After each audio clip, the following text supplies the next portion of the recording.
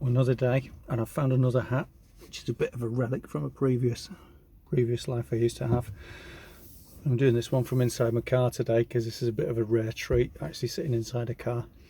It is COVID friendly because it was disinfected within an inch of its life regularly between every driving lesson before we went into lockdown. In the few lessons that I managed to get done before, so obviously a lot of people were self-isolating and doing all the things that they needed to do. And today I wanted to talk about balance, because balance is the secret to life in many ways. We get told that all the time, but unfortunately we've ended up in a society that is very polarized in its opinions. So I'm going to use this book, this handily placed book that was just here at random. Buy it if you want. And what I'm going to do is I'm going to show you that is the point of equilibrium, if you like. So that is balance. And what's keeping it in balance is that all the forces are in the center. Okay. And the forces at either side are equal to it, so therefore it's staying balanced. But physics A level for you there. The one thing that I did get when I went to college.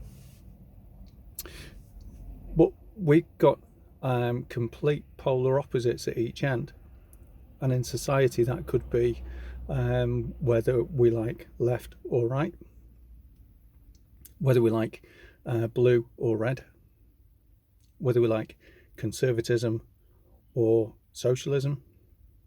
Okay, could even be if we like City or United. So those are the things that are the complete polar opposites and at complete end of the spectrum. But if we can balance our lives, then we can stay in balance. But life isn't that simple, because we're given lots of different things that will unbalance us. So we're given an opinion from this side of the spectrum, which then makes us lean towards that side. And then once we've evaluated that opinion or that information, then we might evaluate it again in a different way, and it might make us lean this side. Okay, but we're always, if we're balanced, we're always balancing around that fulcrum, around that middle point. Okay, now what we have in society at the moment is that we have people who are tipped right over this side. And if you make an opinion about something that actually gives a different viewpoint and an opposite viewpoint, what happens then is that those people are then seen as if they are right on the spectrum at this side, when actually they're probably not. They're probably just maybe a little bit over, but certainly not as extreme as people are trying to make out. Whoops, there we go, completely out of balance. So what we've got to do is we've got to think for ourselves. And if we're slightly over here and we hear an opinion that's slightly over there, what we've got to do is balance it. And it might bring us back a little bit to the centre, but we still have these opinions and these feelings and these thoughts, which are our own truths.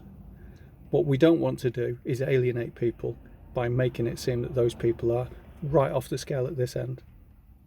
Because in the same way, your opinions might be up here, but to these people, they're now putting you at this end. So keep it balanced and keep open to ideas, and don't let people try and convince you that you are an extremist just because you seem to have a slightly different point of view.